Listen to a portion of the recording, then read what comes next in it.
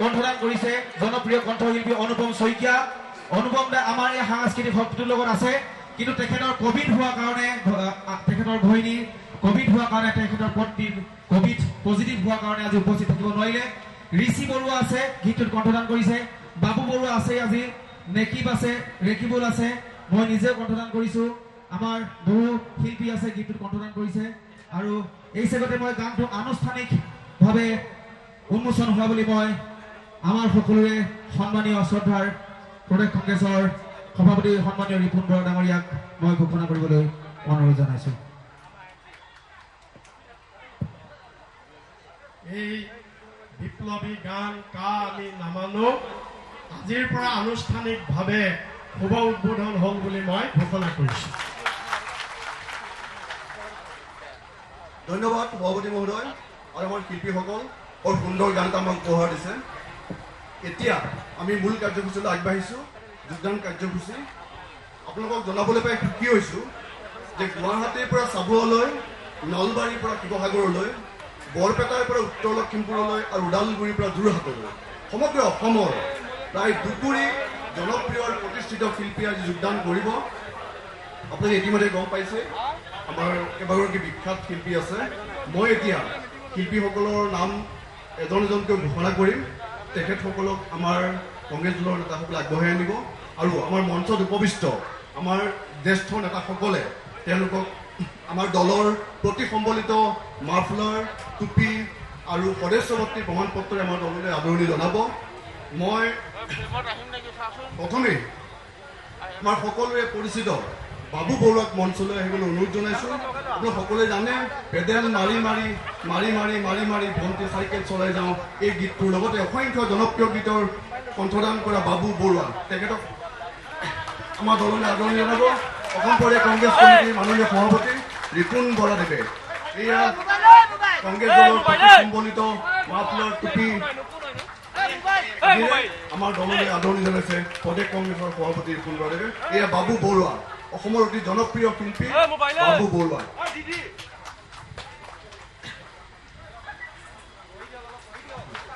আমাৰ আন এগৰাকী জনপ্ৰিয় শিল্পী আছে, আপোনালোকে জানে টেক্সি গাড়ী লৈ যাম শ্বিলঙলৈ, আয়োদেহি তই যাবি মোৰ লগত, এই গীতটোকে ধৰি অসংখ্য জনপ্ৰিয় গীতক কণ্ঠদান কৰা নেকিবুল হুছেইন, আমি সকলোৱে নেকিব বুলি জানো, মৰমৰ নেকিবুল হুছেইন, তেওঁ হাতীগাঁও গুৱাহাটী। তেখেতক ডাক্তৰ ভূমিধৰ বৰ্মন দেৱে, আমাৰ প্ৰাক্তন মুখ্যমন্ত্ৰী ডাক্তৰ ভূমিধৰ বৰ্মন দেৱে দললৈ আদৰণি জনাব।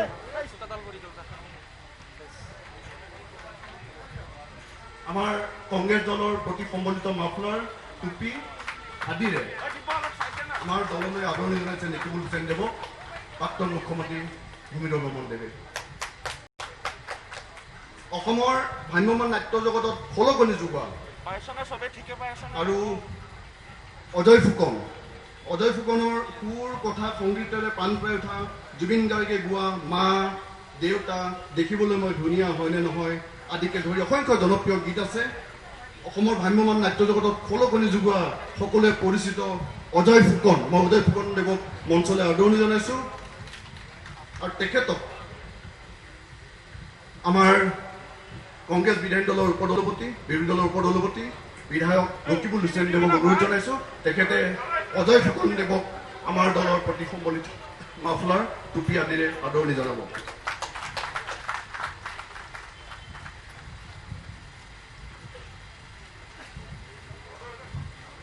অনুপম শইকীয়াৰ জনপ্ৰিয় ভিডিঅ'সমূহ যেনে গামোচা, মৰমজান, মাইনা, প্ৰতিদিন ফাগুন আদিৰ সামগ্ৰিক মেনেজমেণ্টৰ দায়িত্বত থকা উপৰিও জনপ্ৰিয় কণ্ঠশিল্পী বৰ্ণালী কলিতা, চয়নিকা ভূঞা, নেকিবুল হুছেইন আদিৰ সামগ্ৰিক মেনেজমেণ্টৰ দায়িত্বত থকা ডিম্বেশ্বৰ শৰ্মা, তেখেত আমাৰ আজিৰ অনুষ্ঠানৰো অন্যতম গুৰিধৰ্তা। মই ডিম্বেশ্বৰ শৰ্মাদেৱক মঞ্চলৈ আদৰণি জনাইছোঁ আৰু তেখেতক আদৰণি জনাব আমাৰ প্ৰাক্তন মন্ত্ৰী, জ্যেষ্ঠ নেতা শৰৎ বৰকটকীদেৱে।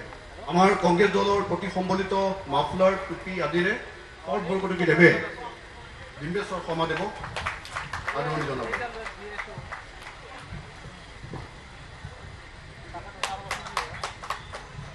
আন এগৰাকী সুৰকাৰ, গীতিকাৰ, বিশিষ্ট সমাজসেৱক গিৰীন্দ্ৰ কলিতা, তেখেত আমাৰ মাজত আছে। মই গিৰীন্দ্ৰ কলিতাদেৱক মঞ্চলৈ আহিবলৈ অনুৰোধ জনাইছোঁ।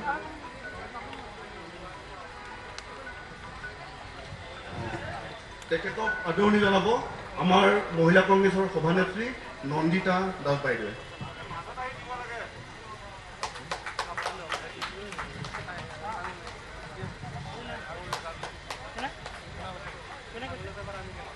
আমাৰ মাজত আছে এগৰাকী অসমৰ বিশিষ্ট ভিডিঅ' পৰিচালক, তেখেত নলবাৰীৰ জিতেন ভূঞা।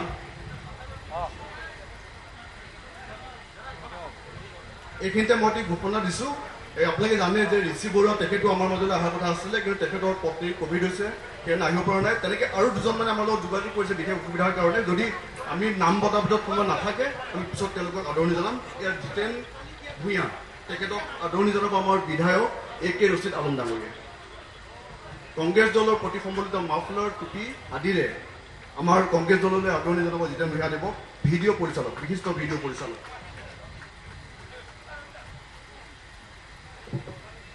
শিৱসাগৰৰ পৰা আহিছে অভিনেত্ৰী জুনজুন বৰা, তেখেত আহি পোৱা নাই।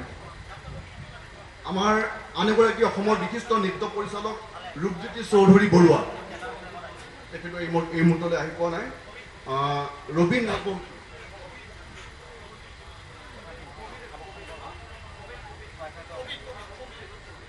তেখেতৰো ক'ভিড হৈছে, গতিকে আহিব পৰা নাই। পৰৱৰ্তী সময়ত আমাৰ পৰৱৰ্তী কাৰ্যসূচীত তেওঁলোকক আমি দললৈ আদৰি ল'ম।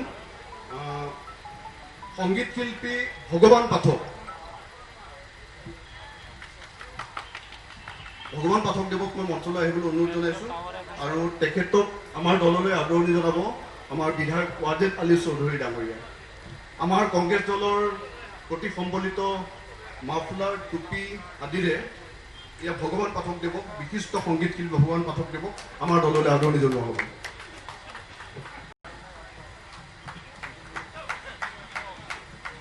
আন এগৰাকী শিল্পী সমাজসেৱক প্ৰাঞ্জল বৰুৱা, মই হেমন্ত নেওগদেৱক মাতিছোঁ। হেমন্ত নেওগ নাৰায়ণপুৰৰ, পৰৱৰ্তী সময়ত আহিব।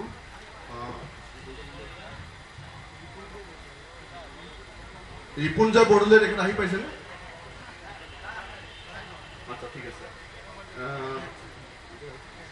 আমাৰ বিশিষ্ট অভিনেতা, অসমৰ এগৰাকী বিশিষ্ট অভিনেতা দেৱ, মই তেখেতক মঞ্চলৈ আদৰণি জনাইছোঁ। তেখেতক আমাৰ দলৰ প্ৰতি সম্বলিত মাফলাৰ, টুপি আদিৰে আদৰণি জনাব আমাৰ বিধায়ক জাকিৰ হুছেইন চিকদাৰ ডাঙৰীয়াই।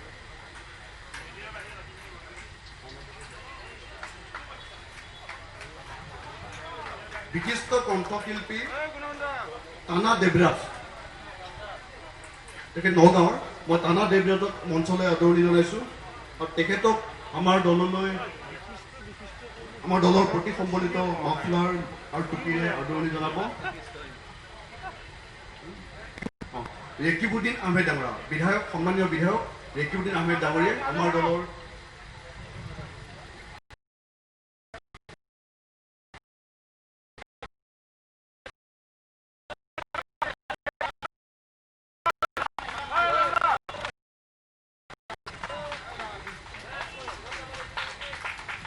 কণ্ঠশিল্পী বিপুল শইকীয়াক মই মঞ্চলৈ মাতিছোঁ।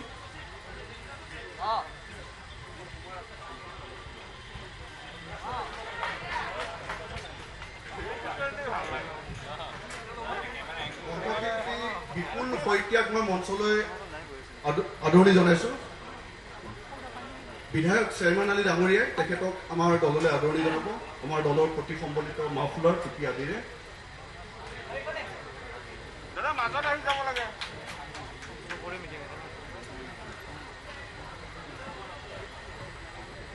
কণ্ঠশিল্পী বিশিষ্ট কণ্ঠশিল্পী হিয়া মেধি আপোনাক মঞ্চলৈ আদৰণি জনাইছোঁ।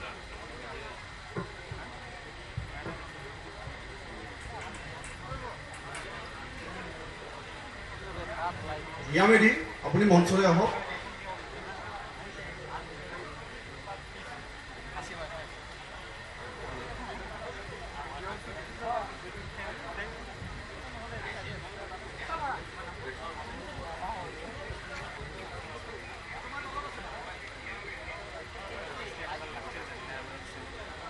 বিশিষ্ট সুৰকাৰ গীতিকাৰ সমৰ কাশ্যপ ডাঙৰীয়াক মঞ্চলৈ আহিবলৈ অনুৰোধ জনাইছোঁ।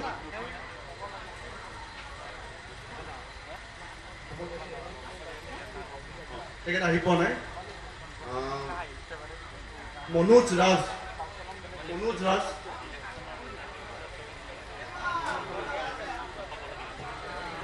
ডাঙৰীয়াক মই অঞ্চললৈ আদৰণি জনাইছোঁ। তেখেতক আমাৰ AICC যুটীয়া সম্পাদক সঞ্জয় চৌধুৰী, অসমৰ তত্ত্বাৱধায়ক AICC যুটীয়া সম্পাদক ডক্টৰ সঞ্জয় চৌধুৰীয়ে দললৈ আদৰণি জনাব।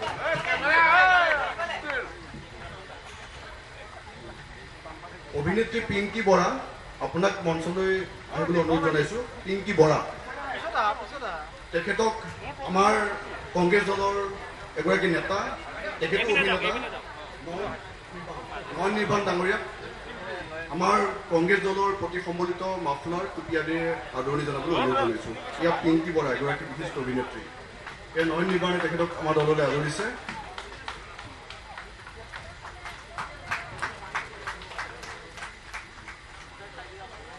অসমৰ এগৰাকী প্ৰখ্যাত কৰিঅ'গ্ৰাফাৰ নৃত্য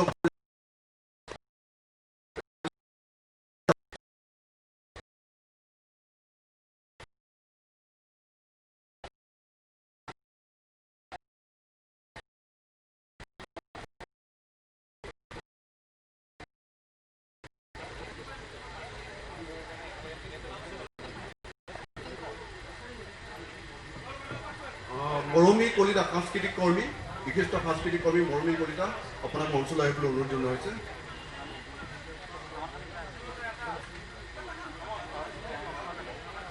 আমাৰ প্ৰদেশ কংগ্ৰেছৰ সাধাৰণ সম্পাদক ৰঞ্জন বৰাদেৱে তেখেতক আমাৰ দললৈ আদৰিব।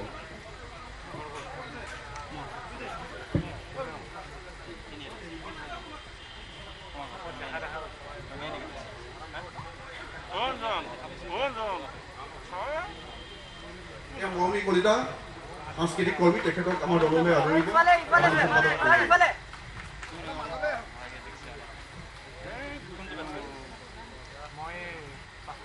বিশিষ্ট সুৰকাৰ গীতিকাৰ দেৱোত্তৰ কুমাৰ তেখেত আহি পোৱা নাই। চিলাপথাৰৰ শান্তনু গগৈ আহি পাইছে নেকি?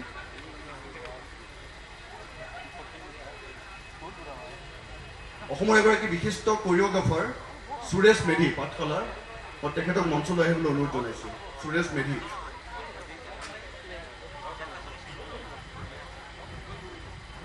আমাৰ তালিকাখন যথেষ্ট দীঘলীয়া আৰু সেইকাৰণে দুই এজন আহি পোৱা নাই।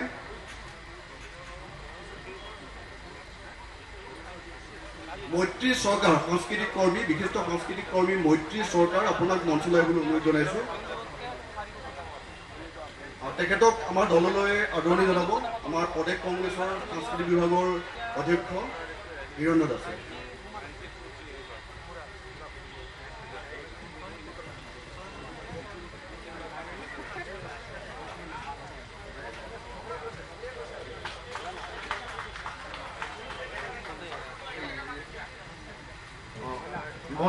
মই আৰু যিকেইগৰাকী বাকী ৰৈছে মই একেলগে মাতি দিছোঁ। আপোনালোকে নামটো কোৱাৰ পিছতে আমাৰ মঞ্চলৈ উঠি আহিব। আমাৰ জ্যেষ্ঠ নেতাসকলে আপোনালোকক আমাৰ দললৈ আদৰণি জনাব।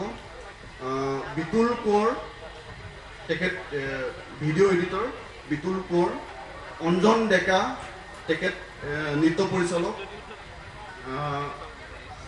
সঞ্জীৱ শ্ৰীৰাম দেউৰী মই তেখেতক দেখিছোঁ, আহিছে তেখেত সঞ্জীৱ শ্ৰীৰাম দেউৰী, তেখেত দেউৰী শিল্পী সমাজৰ হয় আৰু তেখেতক আমাৰ দললৈ আদৰণি জনাব আমাৰ উপদলপতি বিৰোধী দলৰ উপদলপতি ৰকিবুল হুছেইন ডাঙৰীয়া। অনুপম শইকীয়া আহি পোৱা নাই। হৰিপ্ৰসাদ দেউৰী,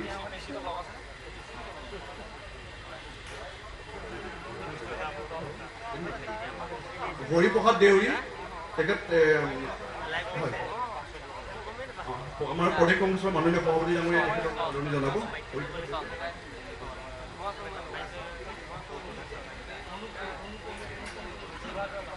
অনুপ ক্ষমা কৰিব, অনুপম নহয়, অনুপ শইকীয়া ঢকুৱাখানাৰ কণ্ঠশিল্পী।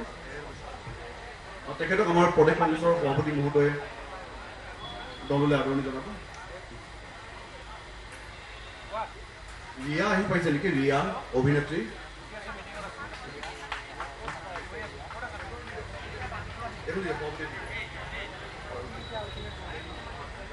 গণেশ দাস শিল্পী তথা সমাজসেৱক গণেশ দাস, তেখেতক মঞ্চলৈ আহিবলৈ অনুৰোধ জনাইছোঁ।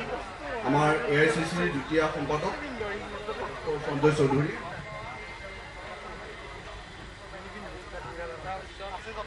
গণেশ দাস আপুনি আহক মঞ্চলৈ। আপোনাক আমাৰ AICCৰ জইণ্ট ছেক্ৰেটাৰী ডক্টৰ সঞ্জয় চৌধুৰীয়ে আমাৰ দললৈ আদৰণি জনাব। প্ৰতীক সম্বলিত আমাৰ দলৰ প্ৰতীক সম্বলিত মাফলাৰ আৰু টুপি।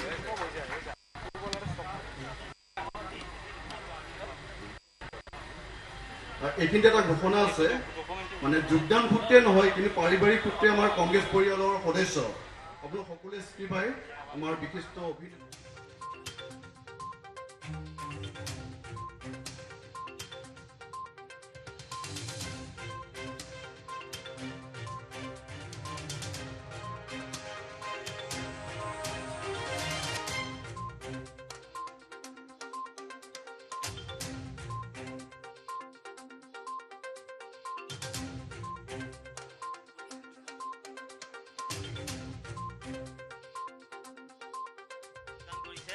কেনেকুৱা ধৰণৰ নীতি আদৰ্শৰ ভিত্তিত আপুনি আজি দলত যোগদান কৰিছে আৰু আন্দোলনখন পৰৱৰ্তী সময়ত কেনেকুৱা হ'ব? আন্দোলনখন এতিয়া আমি যিটো আন্দোলনত নামিছোঁ আৰু আমাৰ যিটো শিল্পী যিটো মন সেইটো সদায় থাকিব। আমাৰ শিল্পী মন কেতিয়াও সলনি হৈ নাযায়। যদিও আমি এটা ৰাষ্ট্ৰীয় দল এটাত আমি যোগদান কৰিছোঁ, তথাপি আমাৰ শিল্পীসকলৰ যিখিনি নীতি আদৰ্শ সেইখিনি বস্তু সদায় আমাৰ থাকিব। লগতে দলৰ কংগ্ৰেছ দলৰ যিখিনি নীতি আদৰ্শ তেওঁলোকৰ লগতে আমাৰ আদৰ্শখিনি আমি মিলাই চলিবৰ কাৰণে আমি আগবাঢ়ি যাম। সেইটো আমাৰ আন্দোলনটো প্ৰথম আমাৰ উদ্দেশ্য সেইটোতো থাকিবই। শিল্পী সমাজ বুলি যাক কোৱা হয় সেইটো ফাট মেলিছে নেকি? কাৰণ আজি বহু সংখ্যক শিল্পীয়ে ইতিমধ্যে বিজেপিতো যোগদান কৰিছে, হেঙেৰাবাৰীস্থিত বিজেপি কাৰ্যালয়। গতিকে যিসকল আন্দোলনকাৰী আছিলে তেওঁলোকৰ মাজত আচলতে ফাট মেলা হৈছে নেকি? শিল্পী সমাজৰ মাজত ফাট মেলিছে নেকি? চাওক, সকলোৰে নিজা নিজা এটা চিন্তা আছে, নিজা নিজা এটা মন আছে। তো আমাৰ যিটো মন, আমাৰ যিটো চিন্তা, তো সেই আমাৰ চিন্তাটোলে আমাৰ কংগ্ৰেছ দলৰ লগত মিলিছে। সেইকাৰণে আমি কংগ্ৰেছ দলত আগবাঢ়ি আহিছোঁ। অনাগত দিনত আমি সেইখিনি কাৰ্যসূচী আমি আগবঢ়াই লৈ যাম। আমাৰ যিখিনি সমস্যা, আমাৰ যিখিনি প্ৰব্লেম আৰ্টিষ্ট শিল্পী আৰু বিভিন্ন আছে সেইখিনি লৈ আমি আগবাঢ়ি যাম। যিসকলে বিজেপিত যোগদান কৰিছে তেওঁলোকক কি ক'ব বিচাৰিব? তেওঁলোকৰ মোৰ ফালৰ পৰা শুভেচ্ছা থাকিল। তেওঁলোকলৈও শুভেচ্ছাটো মোৰ ফালৰ পৰা থাকিব এজন শিল্পী হিচাপে। আপুনি কেনেকুৱা ধৰণৰ আদৰ্শ লৈ পেলাই আজি যোগদান কৰিছে আৰু আন্দোলনখনৰ ক্ষেত্ৰত কেনেকুৱা ধৰণে আপুনি প্ৰতিবাদ কৰি যাব ইয়াৰ পৰা? আন্দোলনখনত আমি শিল্পীখিনিয়ে যিখিনি আন্দোলন আমি কৰি আহিছোঁ আদৰ্শ লৈ, সেইখিনি আদৰ্শ লৈ আমি আগবাঢ়ি যাম। সেইখিনি কংগ্ৰেছ কৰ্মী হিচাপে আমি সেইখিনি আদৰ্শ লৈ আমি আগবাঢ়ি যাম। নিৰ্বাচনত অৱতীৰ্ণ হ'ব নেকি? চাওঁ, দলে যদি দিয়ে দেন মইতো মন মেলিছোঁ। মন মেলিছে? কোন সমষ্টিৰ পৰা? হাজো। দলৰ ইতিমধ্যে যিসকল লোক আছে তেওঁলোক ইতিমধ্যে ষ্টেজত উঠিছে আৰু ইয়াৰ পৰিৱেশটো পুনৰ দেখুৱাবলৈ চেষ্টা কৰিম।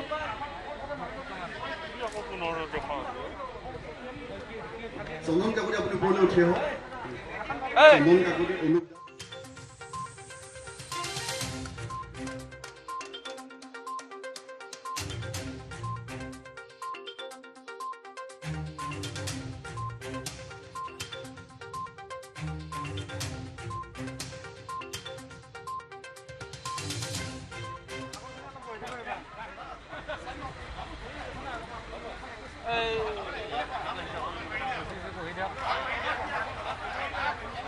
bạn không bồi được.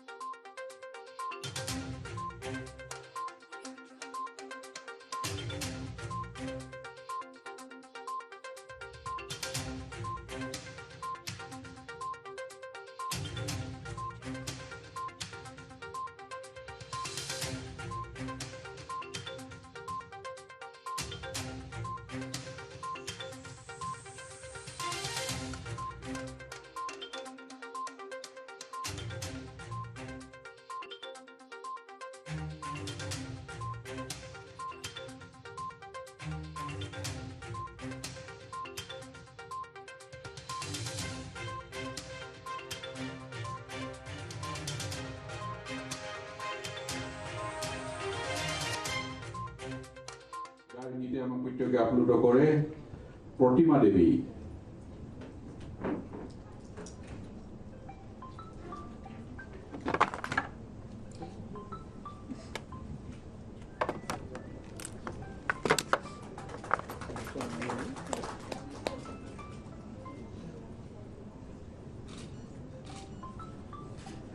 এবাৰ মই মঞ্চলৈ আমন্ত্ৰণ জনাইছো বিশিষ্ট অভিনেতা যাৰ অভিনয় আজি আমি সকলোৱে চাবৰ কাৰণে ৰৈ থাকো, বৈকুণ্ঠ পাঠক।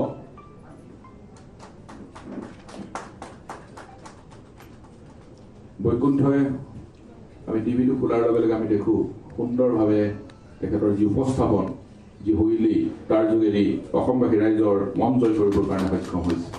বৈকুণ্ঠ আদৰণি জনাইছো। ইয়াৰ পিছতে মই আমন্ত্ৰণ জনাইছো অন্য এগৰাকী বিশিষ্ট অভিনেতা, আমাৰ সকলোৰে আদৰৰ, সকলোৰে মৰমৰ ঋষভ শৰ্মা।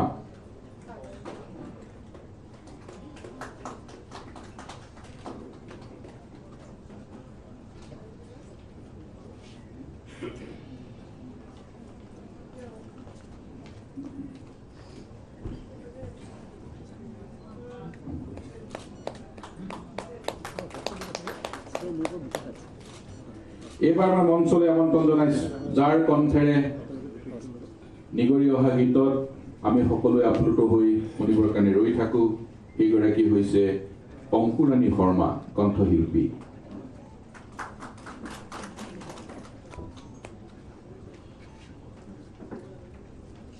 আদৰণি জনাইছো আমাৰ দললৈ ৰাজ্যিক সভাপতি মহোদয়ে আদৰণি জনাইছে।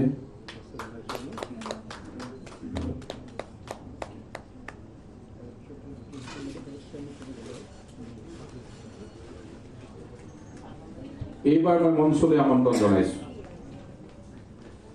নীৰৱ মন শৰ্মা, বিশিষ্ট অভিনেতা যাৰ অভিনয়ে সকলোৰে মন জয় কৰিবৰ কাৰণে সক্ষম হৈছে। মই নীৰৱক মঞ্চলৈ আমন্ত্ৰণ জনাইছো। ৰাজ্যিক সভাপতি মহোদয়ে আনুষ্ঠানিকভাৱে দললৈ আদৰণি জনাইছে।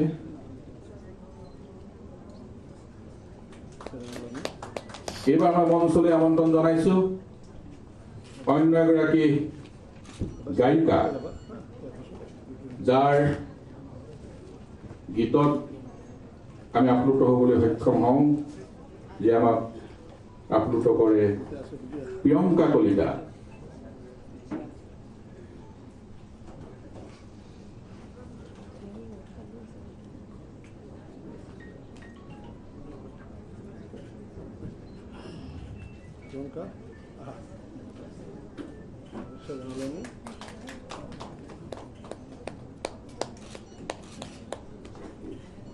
আমি সকলোকে আমন্ত্ৰণ জনালো।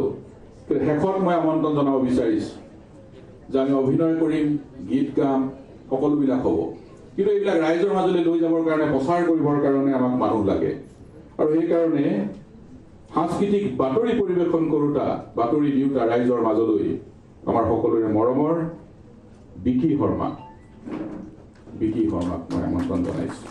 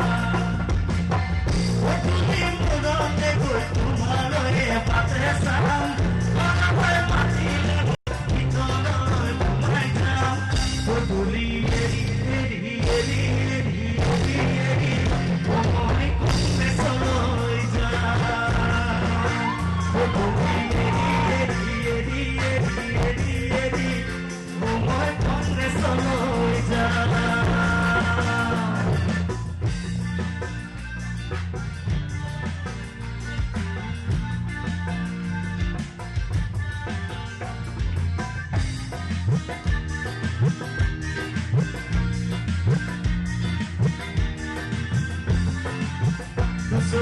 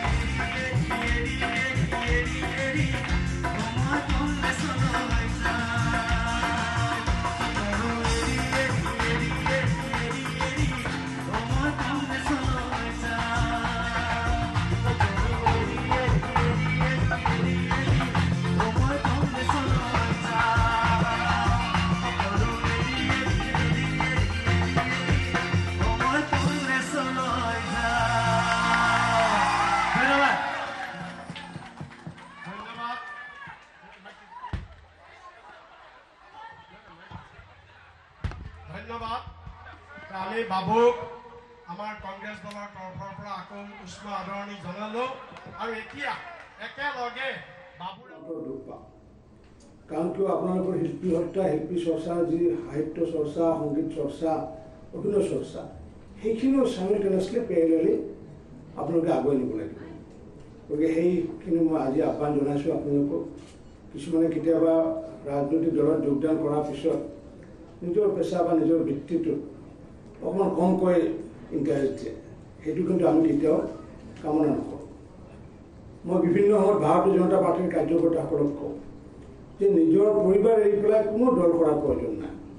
বহু কাৰ্যকৰ্তাক মই কেতিয়াবা গালি দিওঁ কেতিয়াবা, কাৰণ তেওঁলোকে ইমান ইম'চনেলি এটাচ্ড হয় পাৰ্টীৰ লগত, ঘৰ বাৰী এৰি পেলাই তেওঁলোকে নিজৰ পৰিয়ালৰ খবৰ নাৰাখি পেলাই অকল পাৰ্টীৰ কামত লাগে। আমাৰ কিন্তু সেইটো ধৰ্ম নহয়। ভাৰতীয় জনতা পাৰ্টীৰ কথা হৈছে আৰু সেইকাৰণে মই কংগ্ৰেছ দল চুজ কৰিছোঁ যে এটা ৰাষ্ট্ৰীয় পৰ্যায়ত যদি ৰাষ্ট্ৰীয় পৰ্যায়ত এই গাঁওখনৰ বিৰোধিতা কৰিব লগা হয় শক্তিশালীভাৱে, তেতিয়া ৰাষ্ট্ৰীয় পৰ্যায়ৰ দল এটাতে যোগদান কৰিব লাগিব আৰু সেইটো হ'ল কংগ্ৰেছ দল, তাতকৈ বেলেগ নাই। আৰু দ্বিতীয় কাৰণ মই এটা কওঁ যে মই সামাজিকভাৱে আচলতে যথেষ্ট অসমৰ ৰাইজক সহায় সহযোগ কৰি আছোঁ। যিমান দুখীয়া মানুহ আছে তেনেকৈ মই যিখিনি পাৰোঁ মোৰ উপাৰ্জনৰ মেক্সিমামখিনি মই ৰাইজক দি আহিছোঁ। তেনেকৈ মই আচলতে মোৰ পশ্চিম গুৱাহাটী সমষ্টিত যি বিভিন্ন সামাজিক অনুষ্ঠান কৰোঁ বা সাংস্কৃতিক অনুষ্ঠান কৰোঁ, তাত মই যাওঁ। যেতিয়া মোক ৰাইজে আহে মোৰ ওচৰতে পায়, মই আজাৰাত থাকোঁ, মোক ওচৰতে পায়, তো মোৰ ওচৰত আহে, কয় যে আচলতে আপোনালোকৰ নিচিনা মানে গায়ক বা শিল্পী বা মানুহ আচলতে ৰাজনৈতিক দলত লাগে, আৰু সেইকাৰণে আপোনালোক আচলতে ৰাজনৈতিক দলত যোগদান কৰিব লাগে। এই দুটা কাৰণ মোৰ এই দুটা কাৰণত মই আচলতে এই যাতে অসমৰ ৰাইজখিনিক বা মোৰ সমষ্টিৰ ৰাইজখিনিক যিটো মই প্ৰচেষ্টাৰে it's possible save a life বুলি এটা প্ৰচেষ্টা আছে, সেই প্ৰচেষ্টাৰে মই অসমৰ জনগণক সহায় কৰি আহিছোঁ। সেই সহায় সহযোগ যাতে মই বহলভাৱে কৰিব পাৰোঁ, তাৰ কাৰণে মই ৰাজনৈতিক দলত যোগদান দিছোঁ। ধন্যবাদ।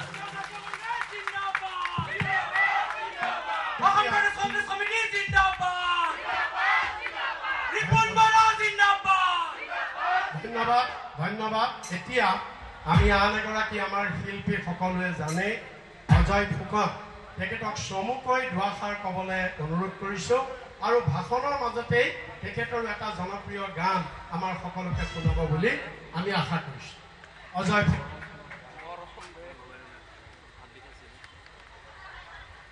ধন্যবাদ। প্ৰথমে সমূহ ৰাইজ যিসকল আজি কংগ্ৰেছ দলৰ কৰ্মকৰ্তাৰ লগতে আমাৰ শুভাকাংক্ষী উপস্থিত হৈছে, সকলোৰে কাৰণে এটা হাত চাপৰি দিব লাগে বিশালভাৱে। ধন্যবাদ। আৰু মঞ্চত উপবিষ্ট সন্মানীয় প্ৰদেশ কংগ্ৰেছৰ সন্মানীয় সভাপতি ডাঙৰীয়া, আমাক নেতৃত্ব দি আপুনি যি ধৰণে আগুৱাই আনিছে, আমি আপোনাক আন্তৰিক ধন্যবাদ জ্ঞাপন কৰিছোঁ। লগতে আমি ধন্যবাদ জ্ঞাপন কৰিছোঁ, লগতে স্বাগতম জনাইছোঁ AICC জইণ্ট ছেক্ৰেটাৰী সন্মানীয় সঞ্জয় চৌধুৰী ছাৰ, আপোনাক আমি ৱেলকাম জনাইছোঁ আমি শিল্পী সমাজৰ তৰফৰ পৰা। লগতে প্ৰাক্তন মন্ত্ৰী আমাৰ সকলোৰে মৰমৰ শ্ৰদ্ধাৰ ৰেকিবুল হুছেইন ডাঙৰীয়া, প্ৰাক্তন মন্ত্ৰী জ্যেষ্ঠ কংগ্ৰেছ নেতা সকলোৱে জানে শৰৎ বৰকটকী ডাঙৰীয়া, আমাৰ সকলোৰে মৰমৰ এগৰাকী পথ প্ৰদৰ্শক বুলি ক'ব লাগিব কংগ্ৰেছ দলৰ, আৰু যিগৰাকী অৰিহণা বহুত আছে ভূমিধৰ বৰ্মন ডাঙৰীয়া, প্ৰাক্তন মুখ্যমন্ত্ৰী ভূমিধৰ বৰ্মন ডাঙৰীয়া, আপোনাক শ্ৰদ্ধা জনাইছোঁ, সেৱা লৈছোঁ। লগতে উপস্থিত আছে বহুকেইগৰাকী দলীয় কৰ্মী, বিধায়ক, প্ৰাক্তন বিধায়ক, সকলোকে মই সম্বোধন কৰিছোঁ। লগতে NSY, ইয়থ কংগ্ৰেছ, প্ৰদেশ কংগ্ৰেছৰ সমূহ কৰ্মকৰ্তাক, অসমৰ হওক বা গোটেই ৰাষ্ট্ৰীয়তাবাদী হওক, সকলোকে মই স্বাগতম জনাইছোঁ আৰু ধন্যবাদ জ্ঞাপন কৰিছোঁ। আমি কংগ্ৰেছ দলত যোগদান কিয় কৰিছোঁ? প্ৰথম কথা যে কংগ্ৰেছৰ নীতি আদৰ্শৰ লগত আমাৰ কিছুমান কথা মিলিছে, আমি সম্পূৰ্ণ একমত, সেইকাৰণে আমি কংগ্ৰেছ দল, প্ৰথম কথা আমি কংগ্ৰেছ দলত সেইকাৰণে আহিছোঁ, তেখেতসকলৰ লগত মিলিছে। দ্বিতীয়টো কথা যে আপোনালোকে জানে আমাৰ নীতি আদৰ্শৰ ভিতৰত আছে কা আন্দোলন। ইতিমধ্যে বাবু বৰুৱাই কৈছে যে কা আন্দোলনক আমি আগুৱাই লৈ গৈছিলোঁ ঐক্যবদ্ধ কৰি, আৰু এই কা আন্দোলনক বিভিন্ন সময়তে এইখন চৰকাৰে চুৰমাৰ কৰি দিব চেষ্টা কৰিছে, কিন্তু আমি কা আন্দোলনক আমি ঐক্যবদ্ধ শক্তিৰে আমি যুঁজ দিবলৈ হ'লে কংগ্ৰেছৰ বিকল্প আমি নাই বুলি ভাবোঁ, কাৰণ আটাইতকৈ বৰ্তমান সময়ত বিৰোধী শক্তিশালী ৰাষ্ট্ৰীয়তাবাদী এক শক্তি। তৃতীয়তে আপোনালোকে এটা কথা জানে, এইখন অসম কোনে গঢ়িছিলে? আমাৰ গুৰুজনা শংকৰদেৱে, হয়নে? শংকৰদেৱে যিখন অসম ৰচনা কৰি থৈ গৈছিল, যিখন অসম স্ৰষ্টা কৰিছিলে, সৃষ্টি কৰিছিলে, সেইখন অসমত আজি কিছুমান আমি নাম নুশুনা, কোনো ধৰণৰ আমি কিতাপত নোপোৱা কিছুমান পণ্ডিতৰ নাম, দীনদয়াল উপাধ্যায় বা এনেকুৱা বিশেষ ব্যক্তিৰ নাম আজি অসমত আহি পৰিছে। কিয়? আমাৰ সমাজ জীৱনক কলুষিত কৰিবৰ কাৰণে কিছুমানে চেষ্টা কৰি আছে। আমি শংকৰদেৱৰ আৰ্হিৰে এইখন অসম প্ৰতিষ্ঠা কৰিছিলে, তেখেতে সমন্বয় সম্প্ৰীতিৰে এইখন সোণৰ অসম গঢ়িছিলে। আজি য'ত শংকৰদেৱৰ প্ৰাধান্য পাব লাগিছিল তাত কিন্তু নাই। কাৰণ কিয়? তেওঁলোকে নিজৰ কিছুমান আত্মকেন্দ্ৰিক নীতি আদৰ্শৰে এইখন চৰকাৰে কেৱল ধৰ্মান্ধৰ কথা কৈ কেৱল হিন্দুত্ববাদী শ্লোগানেৰে আগবঢ়াই নিছে, কিন্তু তাৰ পৰিপ্ৰেক্ষিতত তাৰ সম্পূৰ্ণ ব্যতিক্ৰম কংগ্ৰেছ দল। কংগ্ৰেছ দলে সকলোৱে জানে যে ভাৰতবৰ্ষত একমাত্ৰ এটাই দল আছে ধৰ্ম নিৰপেক্ষ কংগ্ৰেছ দল, ৰাষ্ট্ৰীয়তাবাদী। কংগ্ৰেছে কেতিয়াও হিন্দু মুছলমানৰ কথা নকয়, সদায় সম্প্ৰীতি আৰু সমন্বয়ৰ কথা কয়। আমি সেই কথাত কংগ্ৰেছৰ লগত আমি একমত, আৰু তেওঁলোকৰ এনেকুৱা ধৰণৰ নীতি আদৰ্শত আমি আপ্লুত, আমি তেওঁলোকক সন্মান আৰু শ্ৰদ্ধা জনাইছোঁ। আপোনালোকে জানে আজি জাতিটোৰ সমস্যা হৈছে আজি জাতিটোৱে আজি কান্দিছে আজি আই মাতৃয়ে কান্দিছে কিহৰ কাৰণে কান্দিছে জাতি মেটি ভাতি চৰকাৰ যিখনে শ্লোগান দিছিলে আজি জাতি মাটি ভেটি সুৰক্ষা কৰিব পৰা নাই আজি জাতি মাটি ভেটিক তেওঁলোকে কি কৰিছে বিদেশীৰ ওচৰত নাগপুৰৰ ওচৰত দিল্লীৰ ওচৰত তেওঁলোকে কি কৰিছে বিক্ৰী কৰিছে দিল্লীৰ ওচৰত তেওঁলোকে মূৰ তল কৰিছে কিন্তু আপোনালোকে জানে অসমৰ ইতিহাসত এগৰাকী মুখ্যমন্ত্ৰী আছিল তৰুণ গগৈ ডাঙৰীয়া প্ৰাক্তন মুখ্যমন্ত্ৰী তৰুণ গগৈ ডাঙৰীয়া যিয়ে কেতিয়াও কোনো দিল্লী নাগপুৰৰ ওচৰত কেতিয়াও মূৰ তল কৰি চলা নাছিলে সদায় মূৰ দাঙি থিয় হৈছিলে আৰু অসমৰ সমস্যাৰ হকে মাত মাতিছিলে কেন্দ্ৰীয় নেতৃত্বৰ ওচৰত কোনোদিনে মূৰ তল কৰি চলা নাছিল সেইগৰাকী নেতাই এইখন অসমৰ এই কংগ্ৰেছ দলত আছিল কিন্তু আজি বৰ্তমান সময়ত যিগৰাকী অসমৰ মুখ্যমন্ত্ৰী বুলি কয় অসমৰ দল বাগৰা মন্ত্ৰী বুলি কয় অসমৰ নিজকে প্ৰতাপী মন্ত্ৰী বুলি কয় দল বাগৰি থাকে কিন্তু নিজৰ স্থিতি স্পষ্ট নহয় দিল্লী নাগপুৰৰ ওচৰত নিজৰ সত্তাক বিসৰ্জন দিছে নিজৰ আই মাতৃক বিসৰ্জন দিছে সেইকাৰণে আজি আমি কংগ্ৰেছ দলত যোগদান কৰিবৰ কাৰণে আমি বাধ্য হৈছো আজি আমি অসমত আমি মুকলিকে ঘূৰিব নোৱাৰা হৈছো আজি আমি কাৰ প্ৰতিবাদ কৰোঁ কাৰণে তেওঁলোকে বিভিন্ন ধৰণৰ অসমৰ শিল্পী সমাজক বিভিন্ন ধৰণে গালি গালাজ পাৰে এইখন অসমত কেতিয়াও সম্ভৱ হোৱা নাছিল শিল্পীসকলক কেতিয়াও কংগ্ৰেছৰ দিনত কিন্তু কংগ্ৰেছ চৰকাৰ যেতিয়া আছিলে শিল্পীসকলক অপমান কৰা নাছিল অৱহেলা কৰা নাছিল কিন্তু আজি সাংস্কৃতিক কৰ্মী শিল্পীসকলক এইখন চৰকাৰে বাৰে বাৰে অৱহেলা অপমান কৰি আছে প্ৰবঞ্চনা কৰিছে জাতিটোক প্ৰবঞ্চনা কৰিছে জাতিটোক প্ৰতাৰণা কৰিছে বিভিন্ন দিশত বিভিন্ন সময়ত সেয়া অসমৰ ৰাইজে ইতিমধ্যে সকলোখিনি অৱগত হৈছে জ্ঞাত হৈছে আৰু এটা কথা স্পষ্ট যে কংগ্ৰেছে 70 বছৰে বোলে দেশ চলালে দেশখন শাসন কৰিলে কি কৰিলে কংগ্ৰেছে একো কৰা নাই বুলি ক'ব খোজে যদি কংগ্ৰেছে একো কৰা নাছিলে তেনেহলে আজি আধুনিক ভাৰত নিৰ্মাণ কেনেকৈ হ'ল বিজ্ঞান প্ৰযুক্তিবিদ্যা ক'ৰ পৰা আহিল আজি শিক্ষা প্ৰতিষ্ঠান উন্নত শিক্ষা প্ৰতিষ্ঠান চিকিৎসা কেন্দ্ৰ আজি ক'ৰ পৰা আহিল যিগৰাকী জৱাহৰলাল নেহেৰু কেৱল এগৰাকী ৰাজনীতিবিদ নাছিল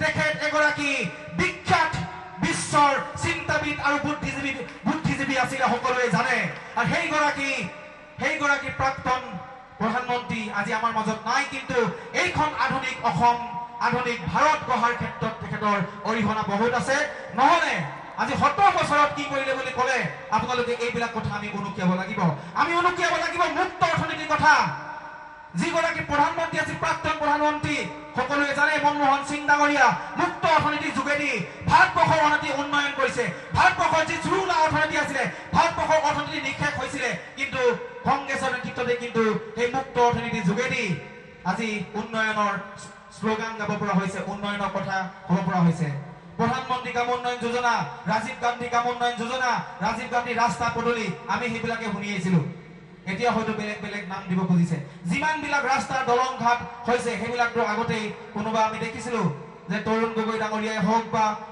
ৰাষ্ট্ৰীয়তাবাদী কোনোবা প্ৰধানমন্ত্ৰীয়ে হওক বা সোনিয়া গান্ধী ডাঙৰীয়ানীয়ে হওক বা ৰাহুল গান্ধী ডাঙৰীয়াই হওক তেওঁলোকে কিন্তু তেওঁলোকৰ নেতৃত্বত আমি এইবিলাক দেখিছিলো অসমৰ উন্নতি ভাৰতবৰ্ষৰ উন্নতি বিভিন্ন ক্ষেত্ৰত আমি তেওঁলোকৰ পৰা আমি জানিছিলো কিন্তু এতিয়া তেওঁলোকে হয় উন্নয়নৰ কথা ক'ব খোজে উন্নয়ন ক'ত হৈছে আপোনালোকে জানেনে আজি বিজেপি দলৰ উন্নয়ন কেৱল আইটি চেলত হৈছে প্ৰচাৰ মাধ্যমত হৈছে তেওঁলোকে কেৱল প্ৰচাৰ কৰে আৰু বেলেগৰ অপপ্ৰচাৰ কৰে এয়াই তেওঁলোকৰ মূল এজেণ্ডা অসমীয়া ৰাইজৰ ওচৰত তেওঁলোকে কেৱল অপপ্ৰচাৰ কৰে বেলেগৰ কংগ্ৰেছে কি বেয়া কাম কৰিছে কংগ্ৰেছে আমুক কৰিছে আছুৱে তামুক কৰিছে শিল্পী সমাজে তামুক কৰিছে কিন্তু তেওঁলোকে নিজৰ উন্নয়নৰ প্ৰচাৰ আইটি চেলৰ যোগেদি কৰে তেওঁলোকৰ প্ৰচাৰ মাধ্যমৰ যোগেদি কৰে কেৱল নিজৰ জয়গান গাই থাকে এইখন দেশত নিজৰ জয়গান গাটো বৰ এটা সমীচীন নহয় বৰ এটা আদৰণীয় নহয় ইতিমধ্যে অসমৰ ৰাইজে গম পাইছে এতিয়া আমি কা আন্দোলন কৰিছিলো আমি ক্ষমতাৰ কাৰণে আমি কংগ্ৰেছত জইন কৰিছো বা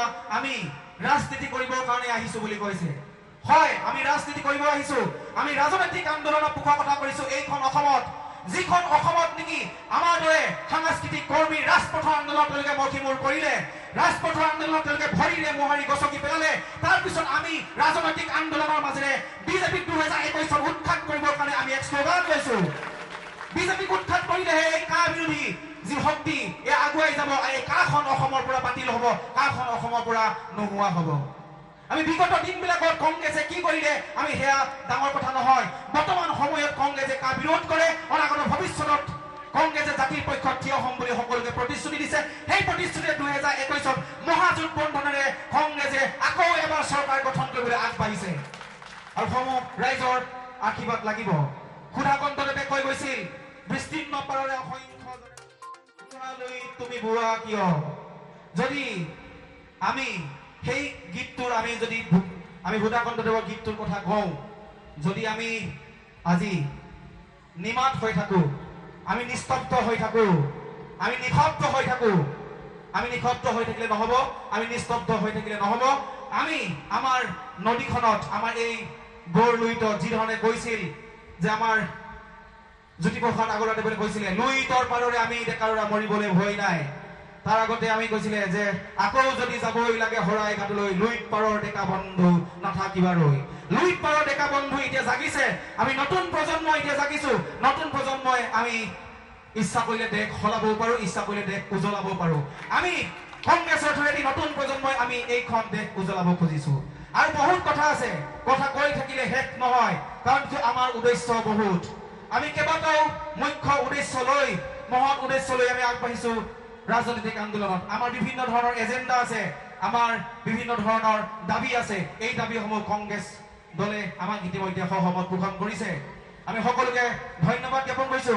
ধন্যবাদ জ্ঞাপন কৰি সকলোৱে একেলগে আমি কোৱা হওক জয় অসম, জয় অসম, বন্দে মাতৰম, কংগ্ৰেছ জিন্দাবাদ, জাতীয় কংগ্ৰেছ জিন্দাবাদ। আৰু শেষত সকলো মাতৃক আজি মই শ্ৰদ্ধা জনাব খুজিছো। 5 গৰাকী যি শ্বহীদ হ'ল, সেইসকলৰ মাতৃক মই শ্ৰদ্ধা জনাব খুজিছো। মই এটা গীত সৃষ্টি কৰিছিলো, মোৰ জীৱনৰ এক অন্যতম সৃষ্টি বুলি ক'ব খোজো। জুবিন দাই কণ্ঠদান কৰিছিলে, অসমৰ ইতিহাসত আটাইতকৈ এক জনপ্ৰিয় গীত। মা গানটো সকলোৱে জানে। সকলো মাতৃক মই গানটো ডেডিকেট কৰিছো, শ্ৰদ্ধা জনাইছো। লগতে মোৰ মা আজি চাবুৱাত আছে, মোৰ মায়েও আজি উপস্থিত নাই, মই মোৰ মাৰ বাবেও এই গীতটো ডেডিকেট কৰিছো।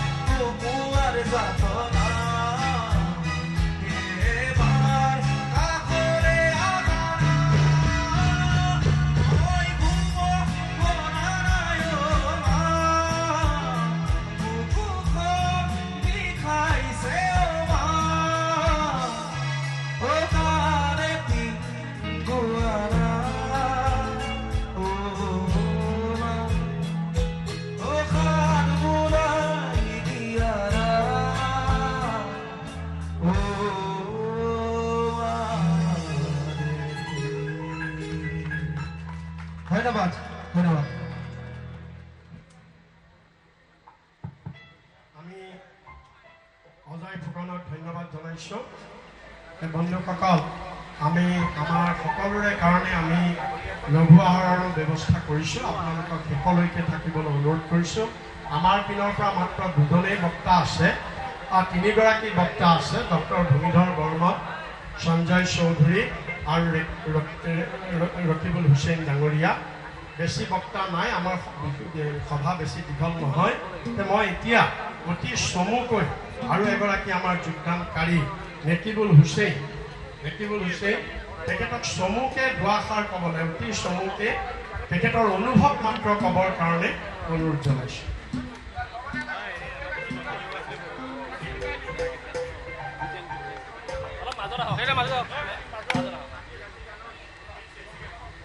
নমস্কাৰ সকলোকে।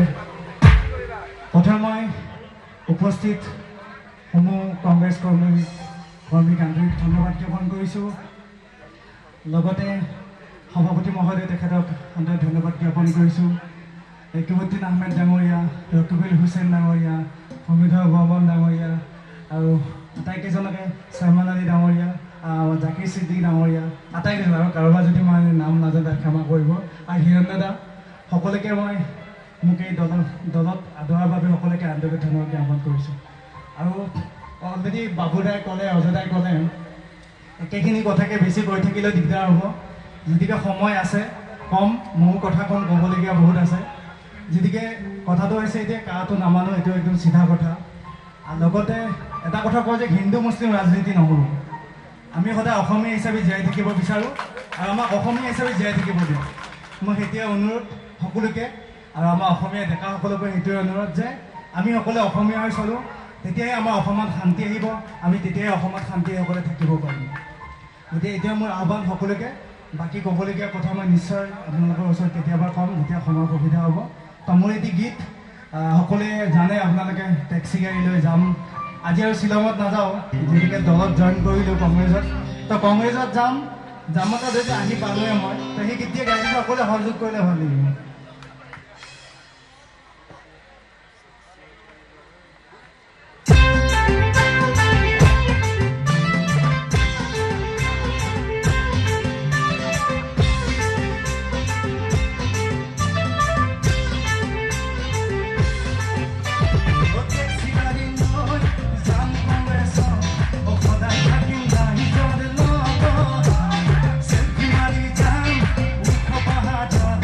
I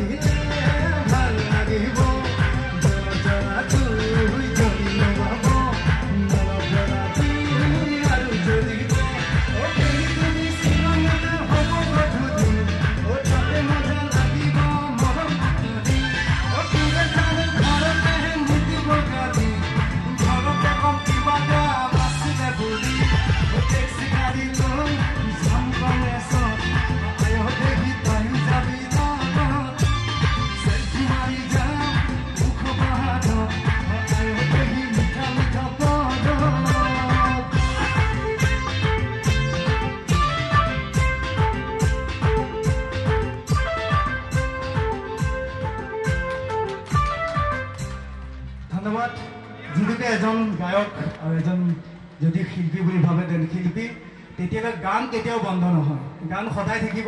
এইটো কথা মোৰ একদম স্পষ্ট কথা। হয়তো কোনোবা ভাবিব পাৰে দলত যোগদান কৰিছোঁ, শিল্পী হয়, দলত যোগদান কৰি মোৰ যিখিনি কৰিবলগীয়া ৰাইজৰ কাৰণে সেইখিনি কৰি যাম। আৰু গানৰ কাম সদায় চলি থাকিব, গান সদায় নেকি ৰাইজৰ মাজত সদায় থাকিব। এজন গায়ক হিচাপে সদায় মাত মাতি যাম, প্ৰতিটো কথাত থাকিম। সেইটোৱে মোৰ কথা। আৰু লগতে মোৰ দাদা যিয়ে মই সদায় মৰমত মাতোঁ, ডিম্বেশ্বৰ দা। তো ডিম্বেশ্বৰ দাৰ কাৰণে এটা যোগ্য হাত চাপৰি লাগে। আজি বাবু দা, মই, অজয় ফুকন, আমাৰ গোটেই শিল্পীখিনি আৰু লগতে বাবুল পাটৰ ডাঙৰীয়া, তেখেতে এই আমাক আৰ্টিষ্ট শিল্পীখিনিক একগোট কৰাত তেওঁ যথেষ্ট অৰিহণা আছে। তেওঁলোকৰ কাৰণে এটা হাত চাপৰি লাগে আপুনি। আৰু পুনৰ পৰা মই সকলোকে সংবাদ মাধ্যম, লগতে আমাৰ প্ৰিণ্ট মিডিয়া আৰু ৱেব পৰ্টেলসমূহৰ কাৰণে মোক আন্তৰিক ধন্যবাদ জ্ঞাপন কৰিছোঁ। সকলোৰে পৰা আশীৰ্বাদ বিচাৰিছোঁ, সকলোৱে যাতে এটা পজিটিভ দিশত সকলোৱে যাতে আমাক আগুৱাই লৈ যায়, সকলোৱে সেইটো দায়িত্ব আছে। সকলোৱে মই এই অনুৰোধ। জয় আই অসম। ধন্যবাদ নেকিবুল হুছেইন। এতিয়া আমাৰ আৰু এগৰাকী যোগদানকাৰী বক্তা আছে, গিৰীন্দ্ৰ কলিতা। আমি তেওঁতো অকণ পিছত শুনি আমাৰ বৰ্ষীয়ান নেতা ডক্টৰ ভূমিধৰ বৰ্মন ডাঙৰীয়া, মই তেখেতৰ দুআষাৰ ক'বলৈ অনুৰোধ কৰিছোঁ। আৰু আপোনালোকৰ জ্ঞাতাৰ্থে কওঁ, আপোনালোকে হয়তো ভাবিছে আজি মঞ্চত আমাৰ সদায় থাকে মুখ্যমন্ত্ৰী তৰুণ গগৈ ডাঙৰীয়া, আজি কিয় নাই? সেইটো প্ৰশ্ন চবৰে আছে, মই উত্তৰটো দিছোঁ।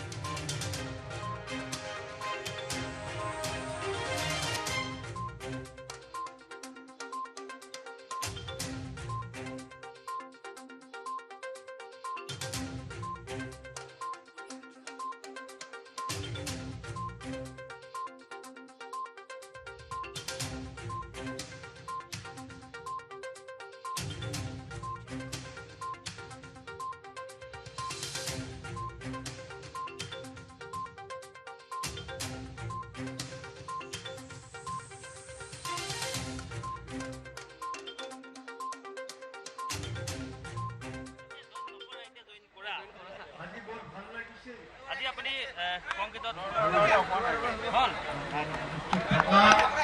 আমাৰ সভাপতি ডাঙৰীয়া, বিপুল বড়ো ডাঙৰীয়া,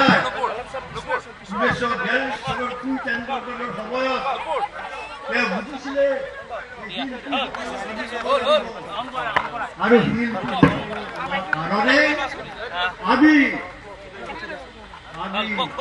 আজি আপুনি কংগ্ৰেছত যোগদান কৰিছে, কেনেকুৱা ধৰণৰ লক্ষ্যসমূহ লৈছে আপুনি যোগদান কৰাৰ এই মুহূৰ্তত? লক্ষ্য মানে আচলতে মই ৰাইজৰ শিল্পী, মই যদিও কংগ্ৰেছ দলত যোগদান কৰি আজিৰ পৰা অলপ ৰাজনীতিত যোগ কৰিছোঁ, যদিও মই ৰাইজৰ শিল্পী হয়। মোক আচলতে মই পশ্চিম গুৱাহাটী সমষ্টিত থাকোঁ, পশ্চিম গুৱাহাটী সমষ্টিত আজাৰাত থাকোঁ। তো মোৰ সমষ্টিৰ মই বিভিন্ন সামাজিক কামত যেতিয়া মই যাওঁ, বিভিন্ন সামাজিক সাংস্কৃতিক ৰাইজে আচলতে চব কথা দুখ যাতনা কষ্টবিলাক কয়, আৰু তাৰ কাৰণে মই আজি কংগ্ৰেছ দলত সেইখিনি যাতে মই অন্ততঃ ইয়াতে জনাব পাৰোঁ, তাৰ কাৰণে মই জইন কৰিছোঁ। আৰু লক্ষ্য বুলি ক'লে আচলতে মই কাৰ বিৰোধ কৰি যোগদান কৰিছোঁ সেইটো বেলেগ কথা, কিন্তু লক্ষ্য বুলি ক'লে মোক ৰাইজে আচলতে চব দেখুৱাই দিব, ৰাইজৰ দুখ কষ্টবিলাক চব কৈ থাকিব, আৰু তেনেকৈ মই আগবাঢ়িম। ৰাইজৰ কাম, ৰাইজৰ লগত সদায় আছোঁ, ৰাইজৰ কণ্ঠ হ'ব বিচাৰোঁ। শিল্পী সমাজলৈ এটা প্ৰশ্ন, শিল্পী সমাজ দুভাগ হৈছে নেকি? কাৰণ আজি বিজেপি অফিচতো একাংশ শিল্পীয়ে বিজেপিত যোগদান কৰিছে, গতিকে কিবা তেনেকুৱা হৈছে নেকি? যিহেতু প্ৰতিবাদ কৰোঁতে কিন্তু সকলো শিল্পী একেলগে আছিলে, একেলগে প্ৰতিবাদ কৰিছে। ৰাজনৈতিকভাৱে দুভাগ হ'ব পাৰে, সেইটো মোৰ ক'ব লগা নাই, এইটো দেখিছে আপোনালোকে বা ৰাইজে গম পায়, কিন্তু মই ভাবোঁ সাংস্কৃতিক ক্ষেত্ৰখনত ভাগ নহ'ব চাগে, তেনেকৈ ভাবোঁ। দেখা পোৱা গৈছে যে বহু শিল্পীয়ে এমক কৈছে যে একেলগে প্ৰতিবাদ কৰিছে, গতিকে তেওঁলোকক আপোনালোকে কি ক'ব বিচাৰিব? মই তেওঁলোকৰ কাৰণে মই কৈছোঁ, তেওঁলোকৰ কাৰণে মোৰ একো ক'ব লগা নাই, কিন্তু মোৰ নিজৰ কথাটো কওঁ, যিহেতু মই কা বিৰোধ কৰিছিলোঁ আৰু মই মোৰ স্থিতিত মই অটল আছোঁ, সদায় কা বিৰোধ কৰি যাম। আৰু এইটো মই সেইকাৰণে যিহেতু ৰাষ্ট্ৰীয় পৰ্যায়ৰ দল এটা কংগ্ৰেছ, আৰু সেইকাৰণে মই যোগদান কৰিছোঁ, যাতে মই ৰাষ্ট্ৰীয় পৰ্যায়ৰ কাখনৰ বিৰোধ কৰিব, শক্তিশালীভাৱে বিৰোধ কৰিব পাৰোঁ। যিহেতু নিৰ্বাচন আহিছে গতিকে কংগ্ৰেছত যোগদান কৰিছে আপুনি আগন্তুক বিধানসভা নিৰ্বাচনত প্ৰতিদ্বন্দ্বিতা কৰাৰ কথা ভাবিছে নেকি যদি দলে যদি মোক মানে যোগ্য প্ৰাৰ্থী বুলি ভাবে মই আচলতে পশ্চিম গুৱাহাটীত থাকোঁতো তাতে যদি ভাবে তেনেকৈ মোক দিব আৰু মই খেলি মেলোঁ মই আছো সমষ্টিৰ পৰা কৰিম বুলি পশ্চিম গুৱাহাটী প্ৰতিশ্ৰুতিটো কি দিব ধৰি লওক আন্দোলনখন আপোনালোকে তেওঁলোক এজেণ্ডা আমি দিয়াই আছে কংগ্ৰেছ দলক বহুত আমাৰ সাংস্কৃতিক জগতৰ বিভিন্ন সমস্যা বানপানী সমস্যা নিবনুৱা সমস্যা চব এজেণ্ডাখনত দিয়াই আছে আপোনালোকে পাব নিশ্চয় তো সেইবিলাক সমস্যা দিয়াৰ পিছত আমি কংগ্ৰেছ দলত যোগদান কৰিছোঁ তেওঁলোকে সন্মতি প্ৰদান কৰিছে এইবিলাক পূৰণ কৰিব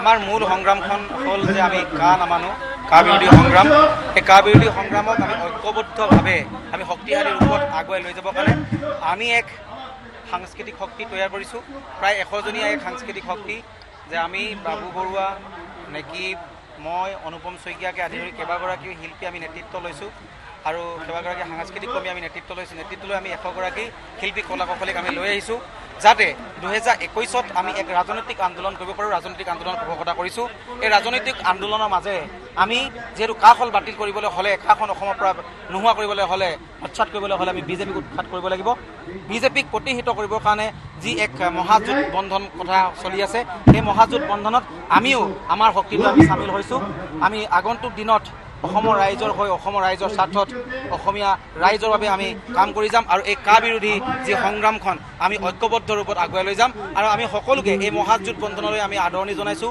আমি আহ্বান জনাইছোঁ যে আঞ্চলিকতাবাদী যিবিলাক শক্তি এতিয়া নতুনকৈ গঢ় লৈ উঠিছে কা বিৰোধী শক্তি যিবিলাক গঢ় লৈ উঠিছে সকলোৱে আহক সকলোৱে একত্ৰিত হওক মহাজোঁট বন্ধনত যে সকলো একত্ৰিত হৈ বিজেপিক আমি অসমৰ পৰা চিৰ বিদায় দিওঁ আৰু এই যি জাতিধ্বংসী কা আমাৰ জাতিটোক যি বিজেপিয়ে প্ৰবঞ্চনা কৰিছে প্ৰতাৰণা কৰিছে আমি এইবিলাক সকলোৰ অৱসান ঘটাব লাগিব তেওঁলোকক আমি অসমৰ পৰা নোহোৱা কৰিব লাগিব এয়াই আমাৰ উদ্দেশ্য আৰু এই উদ্দেশ্য লৈ আমি কংগ্ৰেছৰ কিছুমান নীতি আদৰ্শৰ লগত আমাৰ মিল হৈছে আমি 10টা যি এজেণ্ডাৰ কথা কৈছোঁ আমাৰ সাংস্কৃতিক জগতৰ উন্নয়নৰ কথা শিল্পীসকলৰ উন্নয়নৰ কথা ভাবিমান থিয়েটাৰৰ পৰা আমাৰ বিহু নৃত্য শিল্পীলৈকে আমি যি উন্নয়নৰ কথা কৈছোঁ বা তেওঁলোকৰ চৰকাৰ আহিলে তেওঁলোকে যিখিনি সুব্যৱস্থা কৰিম বুলি কৈছে আৰু আমাৰ ৰাজনৈতিক ক্ষেত্ৰখনত আমাৰ সাংস্কৃতিক কৰ্মীসকলৰ পৰা প্ৰাৰ্থিত্ব দিয়াৰ কথা আমি যিখিনি দাবী জনাইছোঁ তেওঁলোকে সহমত পোষণ কৰিছে আৰু তাৰ সমান্তৰালভাৱে তাৰ পৰিপ্ৰেক্ষিতত আমি কংগ্ৰেছ দলত আমি সম্পূৰ্ণ নিজৰ বিচাৰ বুদ্ধিৰে অসমীয়া ৰাইজৰ স্বাৰ্থত অসমীয়া ৰাইজৰ পক্ষত থাকি আমি যোগদান কৰিছোঁ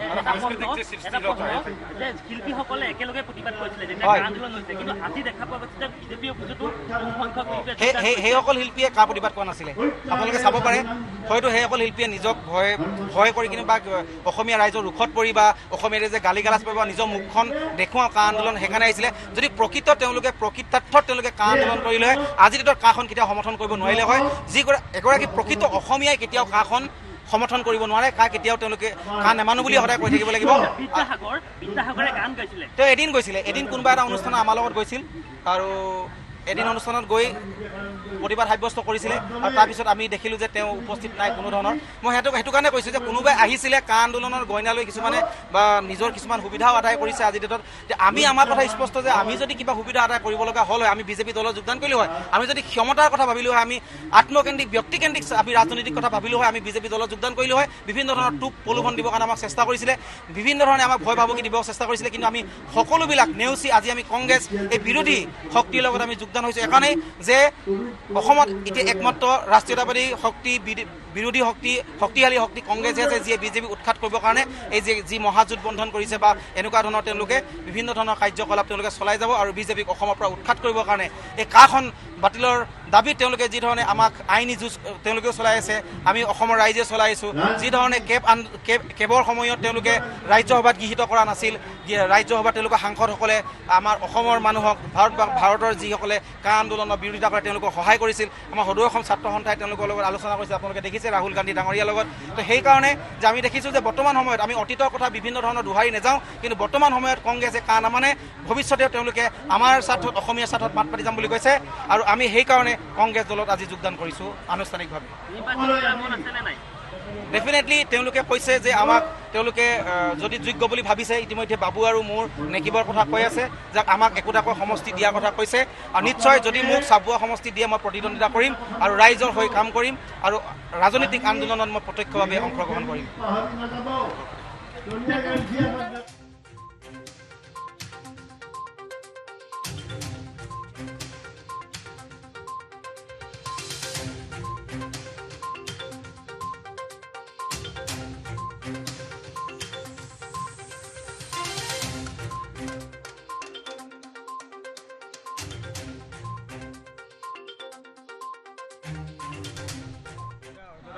কৈছে আপোনালোকে গমেই পাইছে। গতিকে প্ৰথম উদ্দেশ্য দিছে কাখন লয় আৰু লগতে আমাৰ দুটা বস্তুৰ কাৰণে আমি হয়তো বহুতখিনি সমস্যা আমি দেখি পোৱা নাই ৰাইজে, কা আৰু কৰোণাৰ কাৰণে। যিখিনি কাম হ'বলগীয়া বহুত কাম এতিয়াও হ'ব বাকী আছে আৰু কৰিব লগা বাকী আছে। আৰু মই ভাবোঁ কংগ্ৰেছ দলৰ যি নীতি আদৰ্শ, সেই আদৰ্শৰ লগত আমাৰ যি এজেণ্ডা, আমাৰ আৰ্টিষ্টখিনি যিখিনি সমস্যা যিখিনি হয়তো সকলোৱে আহি ক'ব নোৱাৰে। গতিকে আমি এটা এজেণ্ডা আমি বনাইছোঁ, অনুপম শইকীয়া, বাবু বৰুৱা, অজয় দা, মই, আমি গোটেইখিনি মিলি, ৰেকিবুল, চন্দন দা, সকলোৱে মিলি আমাৰ এজেণ্ডাখিনি লৈছোঁ যে যাতে সেই আমাৰ যিখিনি সমস্যা, কা আন্দোলনকে ধৰি আমাৰ শিল্পীসকলৰ যিখিনি সেই এজেণ্ডাটো তেওঁলোকক প্ৰস্তাৱ ৰাখি তেওঁলোকে মানি লৈছে। সেইখিনি আমাক আগন্তুক দিনত যদি তেওঁলোকৰ ভাল দিন হয়, তেওঁলোকৰ চৰকাৰে নিশ্চয় আমাৰ সেইখিনি সমস্যা তেওঁলোকে সমাধান কৰিব আৰু আমাৰ শিল্পীসকলৰ লগত থাকিব আৰু অসমীয়া ৰাইজৰ লগত থাকিব। আৰু আমি অসমীয়া ৰাইজৰ লগত আছোঁ, এজন অসমীয়া হিচাপে আছোঁ আমি। আমাৰ কোনো আৰু এজন শিল্পী হিচাপে শিল্পী মনটো সদায় থাকিব। এইটো নহয় যে আমি কংগ্ৰেছ দলত জইন কৰিলোঁ কাৰণে আমাৰ মনটো কিবা বেলেগ হৈ গ'ল নেকি, সেইটো নহয়। মই ভাবোঁ শিল্পীসকলতকৈ বেছি সন্মান আমাৰ ৰাজনীতিক নেতাসকলৰ থাকিব লাগে, কাৰণ তেওঁলোকে পদত থাকে, তেওঁলোকৰ দায়িত্বত থাকে, তেওঁলোককো সেই চকুৰে চাব লাগে আৰু সেই দৃষ্টি, সেই ধাৰা চেঞ্জ কৰিব লাগিব। যে নেতা বুলি ক'লে যে তেওঁলোক নেতা, তেওঁলোকৰ কি চৰিত্ৰ, সেই যিটো ধাৰা, সেই ধাৰাটো চেঞ্জ কৰিব লাগিব। আৰু অজয় দা, বাবু বৰুৱা আৰু মই আমি এইখিনি ভাবিছোঁ যে নাই, আমি শিল্পীয়ে অন্ততঃ আমাৰ যি মন, আমাৰ যি শিল্পীৰ মন, সেই মনটো লৈ আমি ৰাজনীতিক যদি নেতা আমাক যদি দলে যদি আমাক দিয়ে আমাৰ সমষ্টিসমূহ, গতিকে নিশ্চয় আমি সেই শিল্পী এটা মন লৈ আমি কাম কৰি যাম আৰু ৰাইজৰ মাজত সদায় থাকিম। কিন্তু শিল্পী নেকিব সদায় শিল্পী হৈয়ে থাকিব, বাবু বৰুৱা সদায় শিল্পী হৈ থাকিব, অজয় ফুকন সদায় শিল্পী হৈ থাকিব আৰু অসমীয়া হৈ থাকিব। আমি কোনো আমাৰ হিন্দু মুছলিম কোনো ৰাজনীতি আমাৰ মাজত নাই, আমি কেতিয়াও নকৰোঁ। আমি অসমীয়া স্বাৰ্থত আছোঁ, অসমীয়া ৰাইজৰ লগত আছোঁ। এতিয়া মোৰ সমষ্টিৰ পৰা প্ৰতিদ্বন্দ্বিতা কৰিব বুলি ভাবিছোঁ। যদি দলে দিয়ে মই হাজো সমষ্টিৰ পৰা মই ভাবিছোঁ, যদি দলে দিয়ে